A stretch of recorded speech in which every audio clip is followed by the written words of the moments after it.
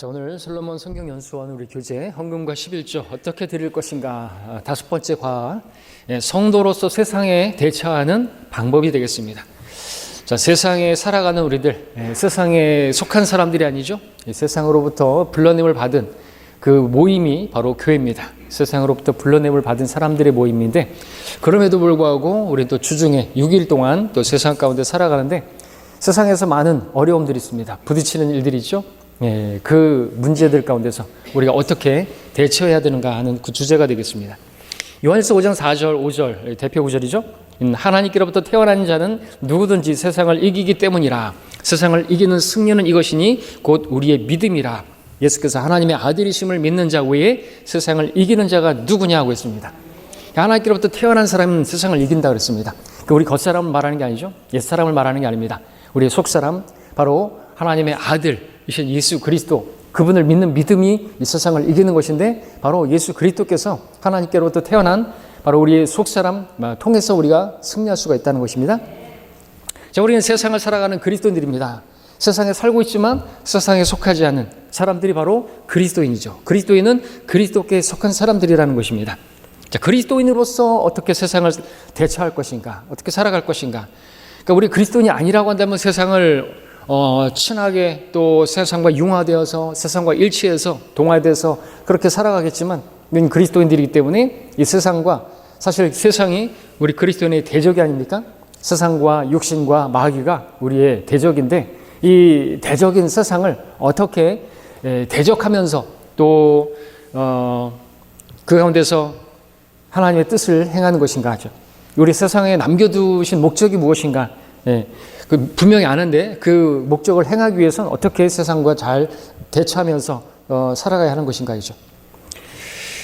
자, 이 세상에 대처하는 문제, 그리스도인이 해결해야 할 아주 중대한 과제죠. 성경은 세상이 하나님의 영원한 목적을 대적하는 그러한 대적이라는 사실을 분명히 하고 있습니다. 하나님께서는 하나님의 자녀들에게 이 세상으로부터 분리할 것을 명령하고 계시죠. 분리하라고 해서 그렇다고 산으로 가라는 게 아니지 않습니까? 동시에 그 안에 우리가 살고 있습니다. 구원받지 못한 사람들에게, 이 세상에 속한 사람들에게 우리들은 복음을 전해서 바로 예수 그리스도께로 그들을 이겨오는 그 사명을 우리가 또 감당해야 하기 때문에 이 세상 속에 있는 것입니다.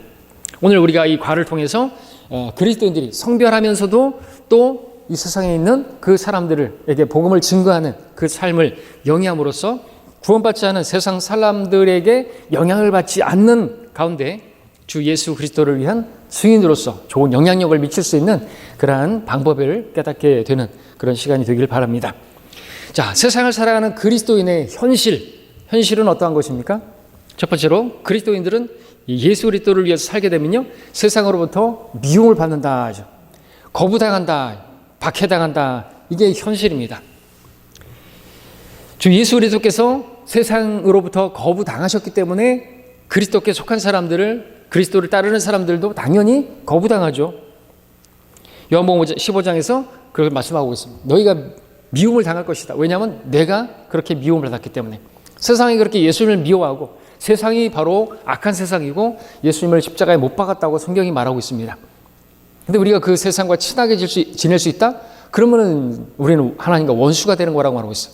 세상과 친구 되는 건 하나님과 원수 되는 것임을 알지 못하느냐? 알아야 된다는 것이죠. 세상에 살고 있는 우리들이 알아야 할 분명한 진리가 그것입니다. 자, 그러나 분명히 짚고 넘어갈 것은 오직 주 예수 그리스도를 위해서 살 때만이 박해를 당한다라고 하는 것이죠.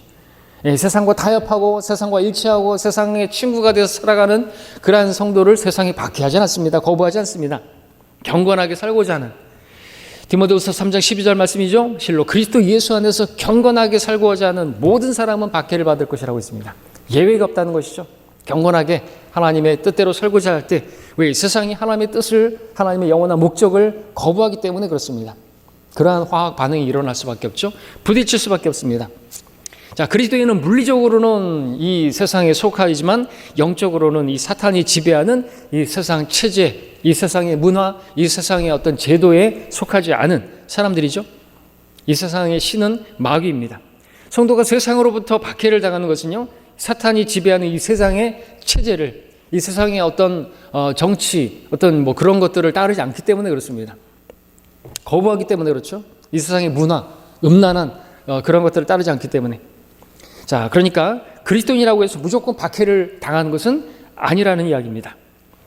이 악한 현 세상이라고 성경 말하고 있는데 거기서 경건하게 살고자 마음을 굳히고 성경대로 하나님의 뜻대로 살고자 하는 그러한 성도만이 박해를 받는 것이죠.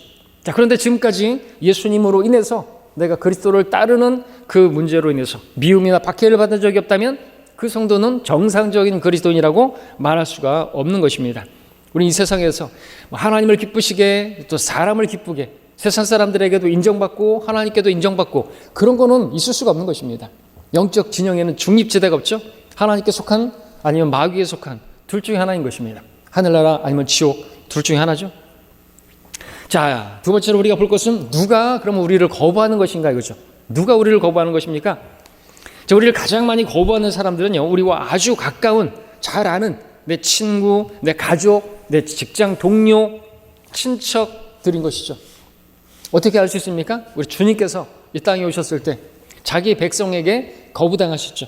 요한복음 1장 11절에서 자기 백성에게 오셨으나 그들이 그를 영접하지 아니했습니다. 12절에서는 이제 누구든지 그를 영접하는 사람들에게는 하나님의 아들들이 된 권세를 주셨다고 했습니다.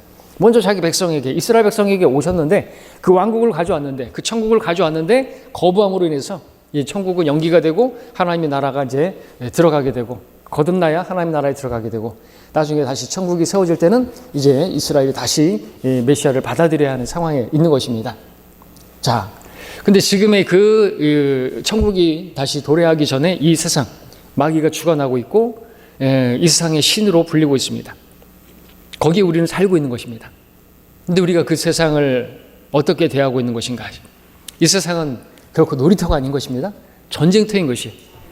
이 세상의 신이 여러 가지 이 세상의 문화, 이 세상의 어떤 그런 것 체제를 통해서 사람들을 멸망으로 지옥으로 끌고 가고 있는 거예요. 이 세상의 신이 사람들의 마음을 어둡게 해서 복음의 광채가 복음이 전달되지 못하게 해서 멸망으로 이끌고 가고 있는 그러한 지금 악한 현 세상이다라는 것이죠. 근데 우리 그리스도인들이 정신 못 차리고 이 세상과 친구가 되고 이 세상에서 그렇게 뭘 누리고 뭐 한자리 하고 뭐 정치에 참여하고 정신없는 것입니다. 돌봐줘야 될 그러한 그리스도인이죠. 말이 좋아서 돌봐줘야 되는 것이지만 미친 겁니다. 정치에 참여하고 우리가 순례자이고 우리가 타국인인데 우리 타국인들이 우리나라에 와가지고 막 정치에 참여해가지고 뭐 중국이 우리나라 와가지고 막 탄핵 얘기하고 말도 안 되는 거지 않습니까? 그들이 누군데? 우리나라 국민도 아닌데. 마찬가지예요. 우리가 이 땅에 우리 국가 우리가 여기 세상에 속하지 않은 사람들인데 막 대통령이 어떻고 뭐 어떤 다 여당이 어떻고 야당이 어떻고 막 소리 지르는 것 자체가 코미디인 거예요. 그렇죠?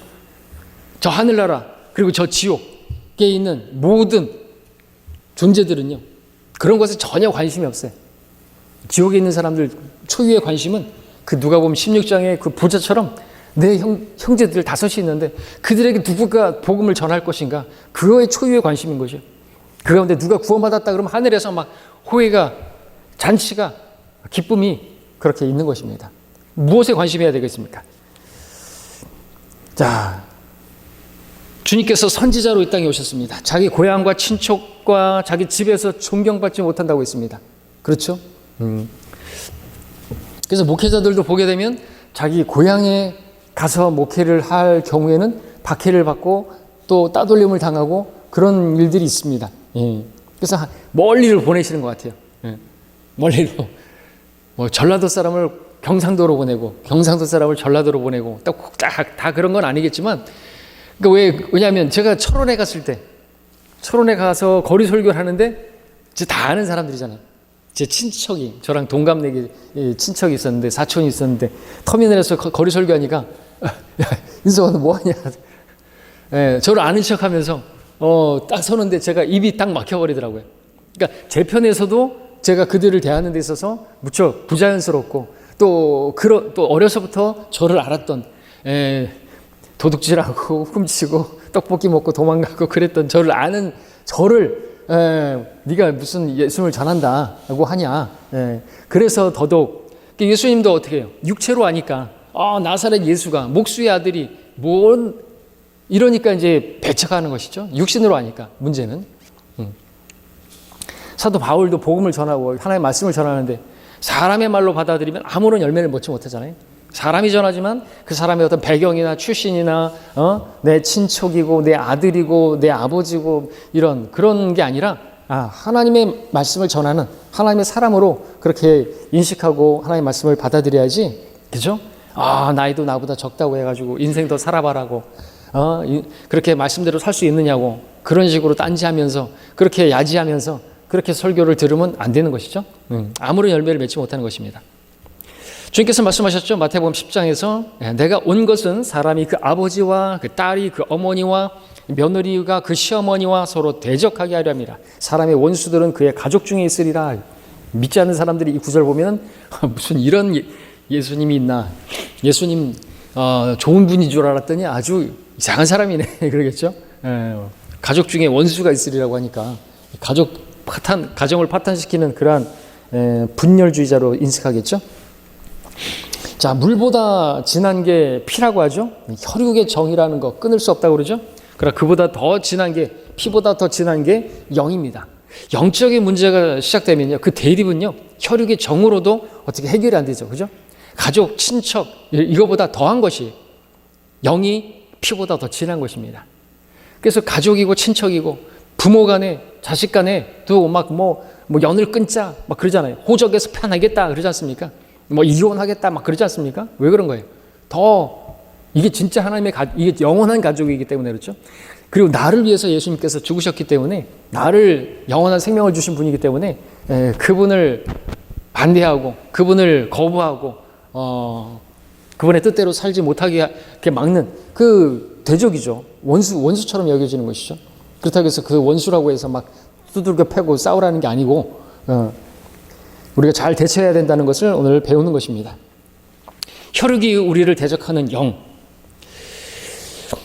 혈육이 우리를 대적하는 것은 이 영이 다르기 때문이다라는 거죠. 가장 아픈 부분이지만 이게 또한 피할 수 없는 성도들의 현실입니다. 하나님께서는요, 구원받은 우리와 구원받지 않은 그 혈육을 분리해서 보시는 것이죠. 예수님께서도 모친이 왔다 그러니까 누가 내 모친이냐, 누가 내 형제냐 라고 말씀하셨죠. 하나님의 뜻을 행하는 자라야 내 형제요, 내 모친이요 그렇게 말하고 있습니다. 그렇습니다.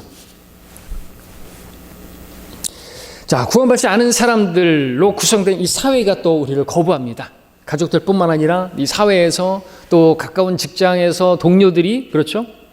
자, 이는 현 세상의 그 속성과 체제가 본질적으로 하나님을 미워하고 대적하기 때문에 그렇습니다. 이 세상이 하나님을 미워해요.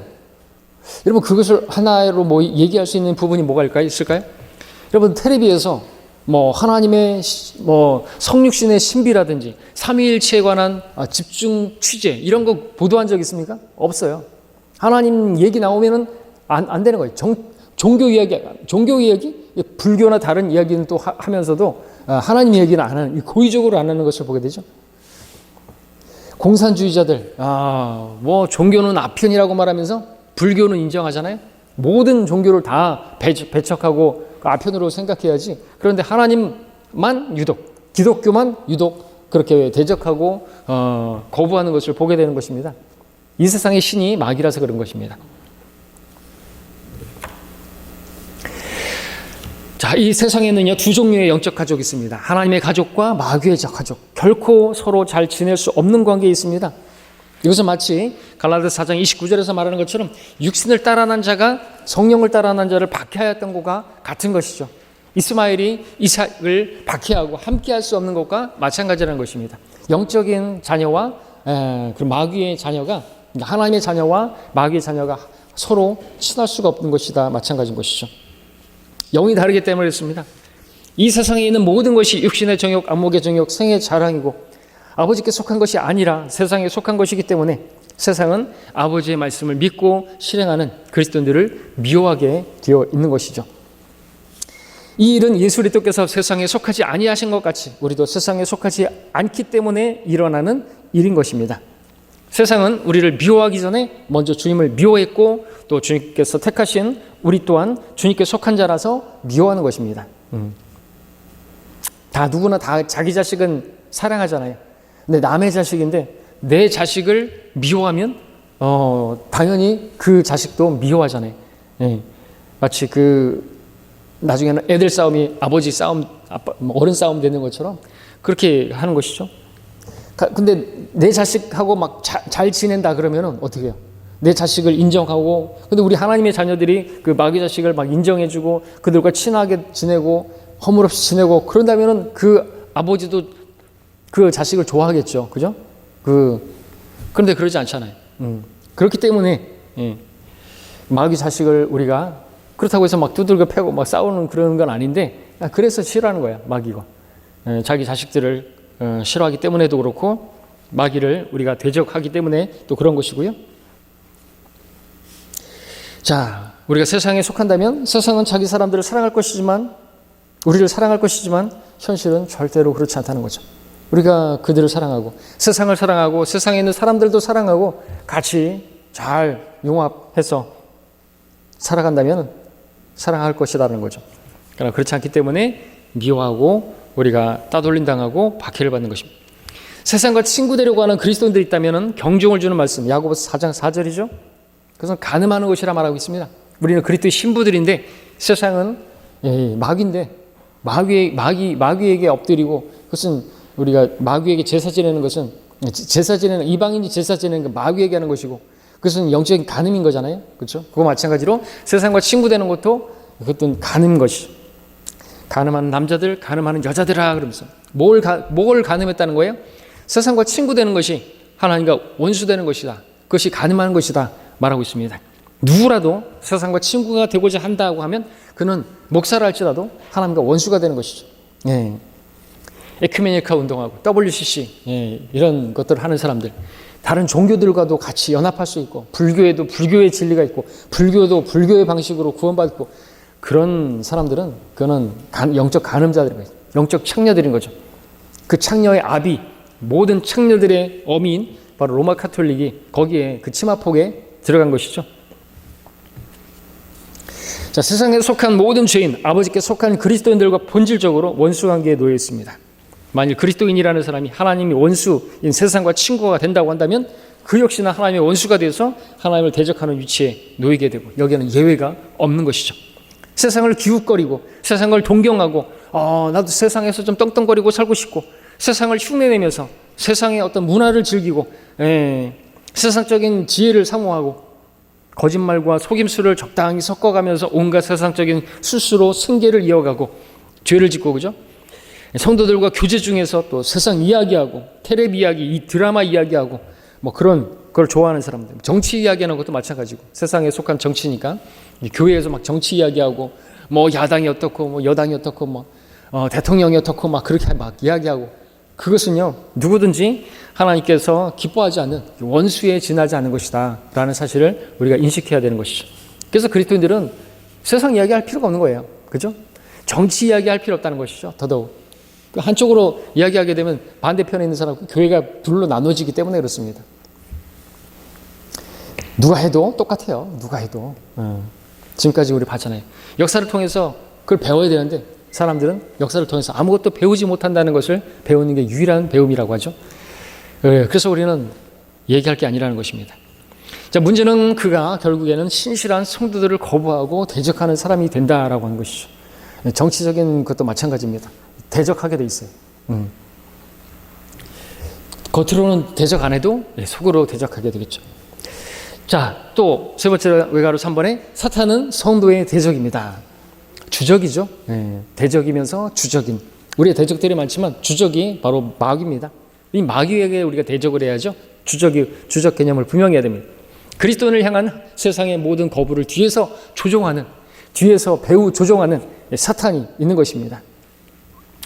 고린도서 4장 3절 4절에서는 바로 이 세상의 신이 마귀가 복음을 가리는데, 구원받지 못한 사람들에게 가리는데, 그래서 예수 그리스도의 그 영광스러운 그 복음의 광채가 비치지 못하게 한다고, 그러니까 구원받지 못하게 한다고, 복음, 그 복된 소식, 기쁜 소식 전하지 못하게 한다고 그러죠. 그리스도인들에게도 역시나 역사에서 이 복음을 전하지 못하게 만드는 거죠. 그러기 위해서 세상과 친구 되게 만드는 것이에요. 이게 바로 발람의 교리인 것입니다. 세상과 친구 되게 만들었어요. 바알 프올 제사에 참여해가지고 같이 쇼를 보면서 그런 벨리 댄스 추는 그러한 그것들을 보면서 같이 잔치에 참여해갖고 그래서 이스라엘 백성들을 세상과 친구되게 만들어서 그 하나님께서 칠 수밖에 없는 하나님께서 심판하시겠고 만드는 게 바로 발람의 교리였지 않습니까? 마찬가지예요. 세상과 친구되게 만들면 마귀는 가만히 손 안 대고 코 푸는 거라고 말씀드렸죠. 하나님께서 심판하시는 거예요. 어떤 형태로요? 어떤 형태로? 네. 어떤 악한 왕을 일으켜가지고 대통령이 되게 만들 수도 있는 것이고, 그렇죠? 하여튼 하나님의 백성들이 어떻게 하느냐에 따라서요, 그 나라가 지켜지느냐 안 지켜지느냐, 그건 이 뒤에서 보겠습니다만 그렇게 나오고 있는 것이죠. 자, 계속해서 보겠습니다. 그 외가로 4번에 사탄은 구원받지 않은 불순종의 자녀들 안에서 현실적으로 역사하고 있습니다. 예. 우리도 전에는 그것들 가운데서 이 세상의 풍조를 따르고 이 세상의 유행을 따르고, 근데 그 뭐예요? 공중권세의 통치자 마귀, 그 지금의 불순종의 자녀들 안에서 역사하는 영, 마귀의 영을 따랐다 말하고 있습니다. 그래서 이 세상을 따라가는 것은요, 마귀를 따라가는 거예요. 마귀의 정욕을 따라가는 것이죠. 욕심을 따라가는 것입니다. 이 점은 우리가 날마다 만나는 세상 사람들의 영적인 상태를 보여주고 있죠. 그들의 말이나 사상에 동조하는 순간 우리는 마귀의 생각에 동조하게 되고 또 결국엔 지배당하게 되는 것이죠. 그리스도인은 언제 어디서든 정신을 차리고 하나님의 말씀이 우리의 마음을 다스리는 가운데 있어야만 하는 것입니다. 베드로서 5장 8절에서 마귀는요, 빛의 천사로 이렇게 다가오고 뭐 아주 막 그렇게 화려하게 그렇게 다가올 수도 있지만 좋은 모습으로 다가올 수 약탈하는 일인 것입니다. 겉으로는 근데 막 지금 이 시대에 지금 어느 나라에서는 여전히 뭐 죽이고 막 처형하고 예수님 믿으면 처형하고 가까운 북한에서 그러고 있지만 또 어떤 인도라든지 그런 데서는 그러지만 그렇게만 하는 게 아니라 빛의 천사로 가장해서 다가와서 그냥 뭐 그죠? 뭐 영어 가르쳐 준다 그러면서 그렇게 해서 꼬시고 어떤 문화 활동 또 저기 박옥수 같은 경우는 IYBF 대학생 무슨 선교회 갖고 교회라는 이름을 안 붙여요. 그렇죠? 여기 IYBF 롤러스케이트장 교회라는 이름이 없어요. 마치 세상의 문화로다가 대학생들을 모아가지고 꼬시고 있는 거죠. 속이는 것입니다.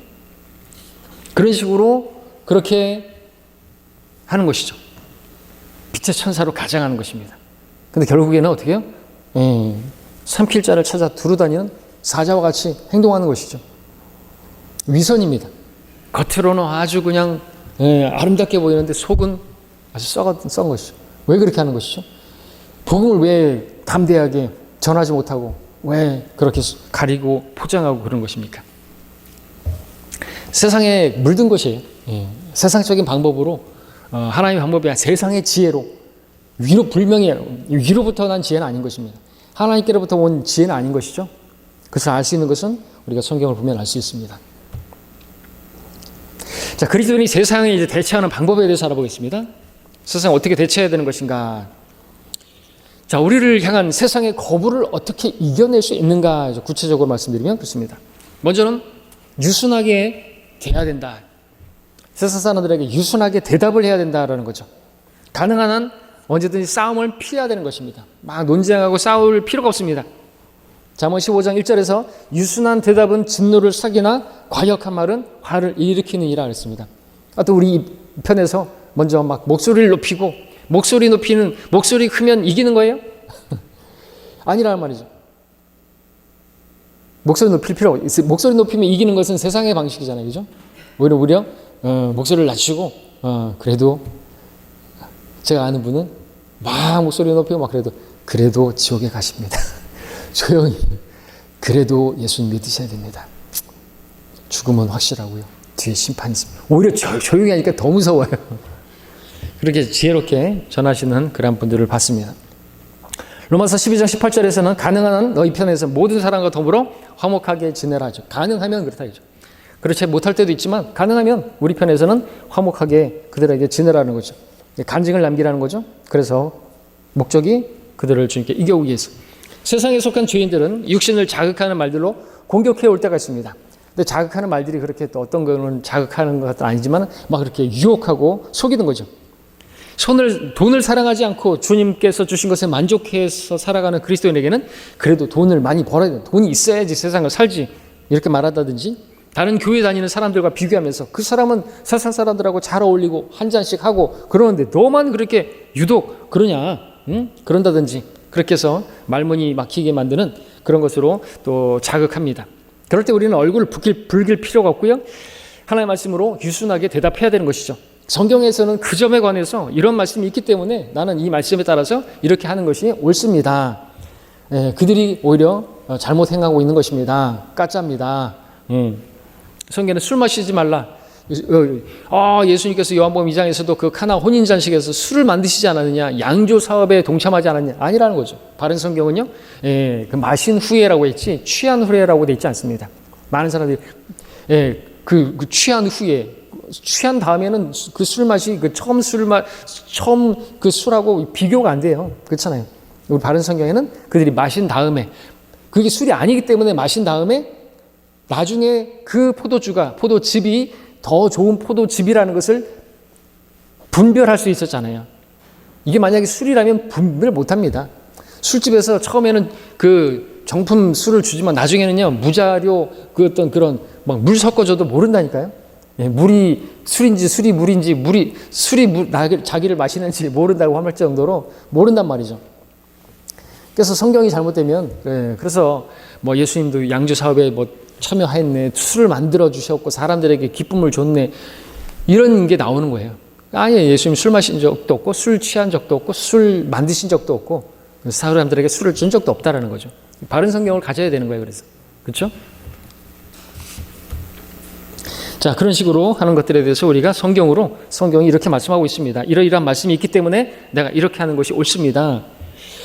그래서 우리 믿음과 실행의 최종 권위로서 당당하게 제시를 할 수 있어야 되는 거죠.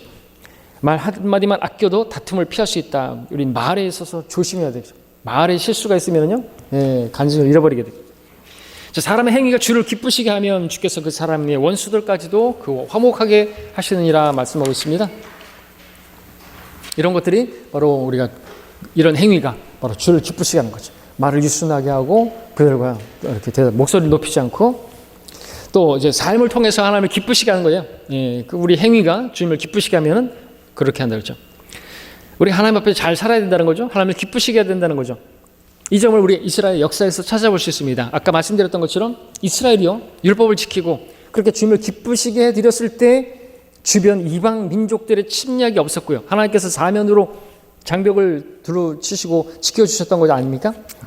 설령 침략했다 할지라도 패배하고 도망가고 그들이 부끄럼 당하고 가는 거예요. 하나님께서 지켜주신 백성, 넘보지 마라 이거죠. 하나님께서 지켜준 거예요.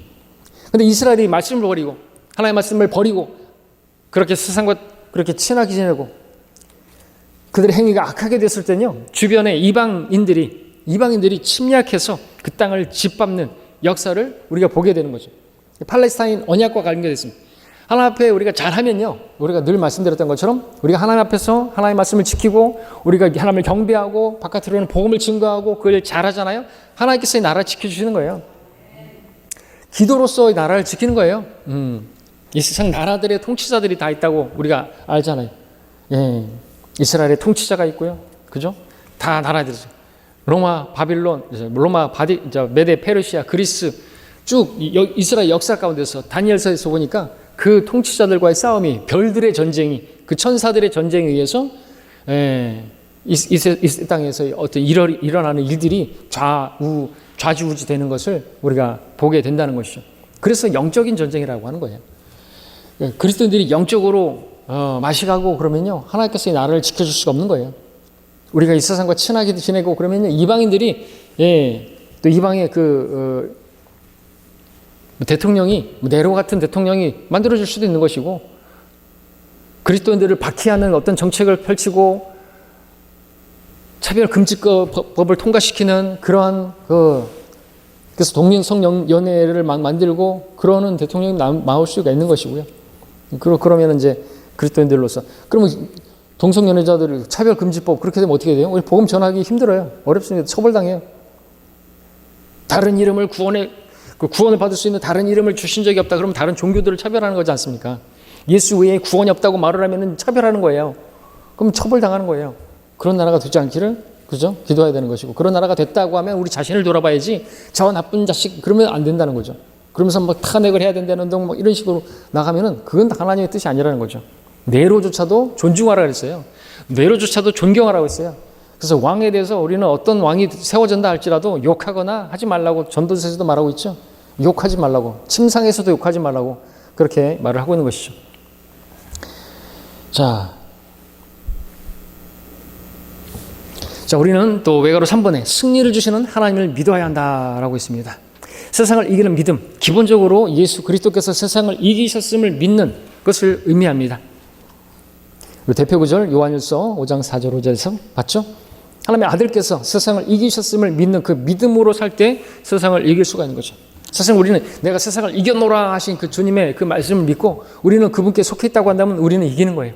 그리고 그분께서 내 안에서 싸우시면 우리는 이긴 것이나 마찬가지고 우리는 이긴 자들이 되는 것이죠. 하나님의 아들께서 세상을 이기셨음을 믿는 믿음으로 살 때 세상을 이길 수 있다. 이것은 다시 말하면 내 안에 살아계시는 하나님의 아들을 믿는 믿음으로 산다면 내 안에 계시는 하나님의 아들 예수 그리스도로 인해서 우리가 승리할 수 있다. 이길 수 있다라고 하는 거죠. 우리는 스스로 안 되는 것입니다. 그렇죠? 우리가 주님과 연합해 있다고 한다면 승리하는 것이. 우리는 뭐 이렇게 보면은 우리 한 사람 한 사람은 아무것도 아니에요. 이거와 마찬가지예요. 이렇게 연약합니다. 그죠? 근데 강철판이 있어요. 콘크리트가 있어. 강한 콘크리트. 거기에 딱 붙어 있으면 어떻게 돼요? 아무리 쳐도 까딱없죠. 근데 혼자 있으면 뭐 툭 쳐도 찢어져 버리고 날아가 버리는 것입니다. 근데 우리가 딱 강하신 전능하신 그분께 딱 연합해가지고 딱 밀착 클리브돼 있으면 붙어 있으면 아무리 쳐봐요 끄떡없죠. 그렇죠? 조합하는 자는 한 영이니라. 주님과 그리스도께 속하여 있으면요 우리는 마귀가 어떻게 할 수가 없는 거예요. 끄떡 없는 것입니다. 그래서 우리가 승리할 수 있는 것이지 우리 스스로는 안 되는 것입니다. 자, 네 번째 외가로 그리스도인을 박해하는 자, 저주하는 자, 미워하는 자, 원수 등 그들을 저주하지 말고 축복하고 사랑하고 기도하고 도와줘야 된다. 그들이 원수라고 해서 막 목소리 높이고 죽여 그러면 안 된다는 거죠. 예수 그리스도께서 원수를 위해서 죽기까지 사랑하셨음을 우리가 알아야 되죠. 세상은 이런 사랑을 이해할 수 없습니다. 진리를 찾는 사람들은 그 사랑에 이끌려. 우리들도 원수였고 우리도 경건치 않았고 그랬는데 그러한 십자가상에서도 저들을 용서해 주시라고 하는 그 주님의 기도 때문에 우리가 살아난 것이고 그 사랑에 우리가 이끌림을 받은 거 아닙니까? 믿지 않는 사람들도 우리가 복음 전하면 그 사랑에 이끌림을 받고 구원받게 되는 것을 보게 되는 것이죠. 그들을 위해서 기도하고 순수한 동기를 가지고 로마서 12장에서 말씀하고 있습니다. 너희를 박해하는 자들을 축복하라. 축복하고 저주하지 말라. 그러므로 내 원수가 줄이거든 먹이고 만일 그가 목마르거든 마실 것을 주. 이렇게 함으로써 내가 그의 머리에 숯불을 쌓을 것이라. 악에게 지지 말고 손으로 악을 이기라 하고 있습니다. 단 원수의 머리에 숯불을 쌓으려는 목적으로 축복하면 안 된다 하죠. 손으로 악을 이기는 것은 오직 순수한 마음에서 나오는 그 손으로만 가능하다 하죠. 우리 모든 면에서 순수해야 된다라고 했습니다. 그러니까 숯불을 쌓기 위해서 막 그 사람이 막 부끄럽게 되고 막 그런 그래서 나에게 뭐 무릎 꿇고 그런 그 어떤 걸 기대하면서 그렇게 순수하지 못한 목적으로 우리가 그렇게 잘해주고 하지 말고 그 주님의 그 마음, 그러니까 주님께서 우리 안에 사시면 그게 가능하지 않습니까? 원수에 대해서도 그 침뱉는 자에 대해서도 그렇게 용서를 구하고 했던 것처럼 그럴 때 이제 그 머리에 숯불이 쌓이게 된다 하죠. 좋은 믿음의 친구들을 사귀어야 된다라고 했습니다. 좋은 믿음의 친구들을 사귀어야 됩니다. 이 세상에서. 고린도전서 15장에 보면 이제 부활장이 나오죠. 고린도 교회 내에 부활을 부인하는 자들을 바로 잡는 것입니다. 그 내용으로 쓰는 것이죠. 그래서 33절에 따르면 부활을 부인하는 자들과의 그 사귐은요 악한 사귐이다 이거죠. 좋은 행실을 분별시킨다고 말했습니다.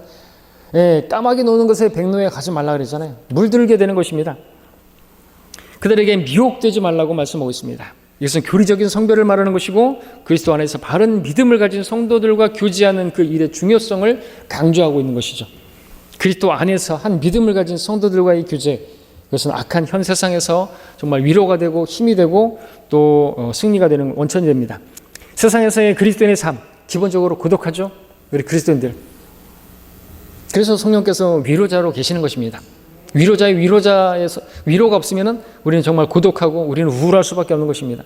성령께서 계시기 때문에 가능하시죠? 우리가 기뻐할 수 있는 게 가능하다는 거죠. 즐거워할 수 있는 게 가능하다는 것입니다. 따라서 우리를 거부하는 세상에서 같은 믿음으로 교제할 수 있는 성도들, 그래서 교회를 허락하신 것입니다. 그러한 교회가 있고 그러한 성도들이 있고 같은 믿음으로 영적 전쟁을 치르고 있고, 그래서 모여서 같이 또 그 승리한 또는 패배한 또 어떤 그런 간증을 나눔을 통해서 다시 힘을 더 얻을 수 있는 그런 성도들이 있음에 우리가 감사를 드려야 되죠. 자, 두 번째로 우리 그리스도인 세상에서 어떤 모습으로 비춰져야 되는가? 어떤 모습으로 비춰져야 됩니까? 우리의 생활은 세상으로부터 선별된 모습이어야 됩니다. 우리 언행은요, 그들에게 독특하게 비춰져야 됩니다. 그들이 우리를 독특하게 보는 것이 정상인 거예요. 너나 나나 뭐 별 차이가 없네? 그것은 우리가 잘못된 것입니다. 우리는 독특한 백성이기 때문에. 자, 주님께서 멍에를 매는 거 말씀하셨죠? 멍에를 맨다는 것은요, 멍에를 함께 맨 사람에게서 뭔가를 배운다는 것을 의미하기도 합니다. 마태복음 11장에서 내 멍에를 베라, 내게서 배우라 말씀하셨습니다. 따라서 믿지 않는 자들과 멍에를 같이 매지 말라고 하는 것은 그들의 사고방식, 그들의 생활 방식을 배우지 말라는 뜻을 포함하고 있는 것입니다. 성도는 생활에 있어서, 생각에 있어서 세상 사람들로부터 선별해야 되는 거죠. 우리의 생각, 우리의 마음 변화를 받아서 세상과 일치하지 말라고, 그래야 하나님의 선하시고 기뻐하시고 온전한 뜻을 우리가 알 수 있고 입증하는 삶을 살 수가 있기 때문에 그렇습니다. 성도로서 합당한 생각과 생활을 영위함으로써 하나님을 기쁘시게 해드려야 하는데, 그것이 바로 독특한 백성, 독특한 보물 같은, 주님께 보물 같은 백성의 모습이죠. 세상 사람들이 보기에 참으로 독특한 사람들로 비칠 때 그것이 바로 우리가 주님의 그 덕을 선포할 수 있는 또 그런 간증이 되는 것이고 그렇습니다. 자신이 주님의 덕을 선포하기에 합당한 독특한 백성인지, 즉 세상이 거부하는 하나님의 말씀을 붙들고 실행하는 있는지 돌아봐야 합니다. 하나님의 아들들이요, 세상에서 비추는 빛들로서 간증과 증거를 보여줘야 되는 거죠. 그렇게 세상에 비춰져야 한다라는 것입니다. 그리스도인은 세상 사람들 앞에서 불평하거나 다투면 안 됩니다. 이 두 가지, 불평하는 거, 다투는 거, 이런 모습, 그리스도인으로서 간증을 잃어버리게 되고, 그래서 지하철에서 왜 이 사람들아 여기서 싸우려면 교회 가서 싸워, 이런 말을 듣는 건 정말로 부끄러운 모습이죠. 그런 사람들 앞에서 우리가 맨날 지들끼리 싸우고 그런 이야기 듣는데 어떻게 그들에게 복음을 전할 수 있겠습니까? 너희가 서로 사랑하면 모든 사람이 너희가 나의 제자인 줄 알게 되리라고 했는데, 그렇게 다투면서 어떻게 가능하냐 이거죠. 막 그 거리 나와가지고 막 목소리 높이고 막 욕하고 비난하고 헐뜯고, 그러면서 어떻게 그러냐 이것이죠. 이 두 가지가 간증을 잃게 하고 세상 사람들에게서 책망을 받게 만드는 원인이 되는 것이, 그런 태도로는 세상에 빛을 비출 수가 없습니다. 예수 그리스도를 비출 수가 없다는 것이죠. 우리는 주님을 알지 못하는 그 외부 사람들에게도 좋은 평판을 받는 영향력 있는 그리스도인이 되어야 하고, 그들에게 인격적으로 신뢰받는 사람이 될 수가 있어야만 하는 것이죠. 모든 면에서 세상과 일치하지 않으면서 도덕적으로 흠이 없고 하나님의 말씀에 따라 정직하게 말하고 행동할 때 세상은 우리에게서 영적인 힘을 느끼게 되고 뭔가 다름을 느끼게 되고 그리스도의 향기를 맡게 되는 것이죠. 그 향기에 취하는 것입니다. 또한 우리가 전하는 하나님의 말씀을 한 번 더 생각해 보게 되겠죠. 저 사람이 심판이 있다고 하는데, 지옥이 있다고 하는데 생각해 보게 되겠죠.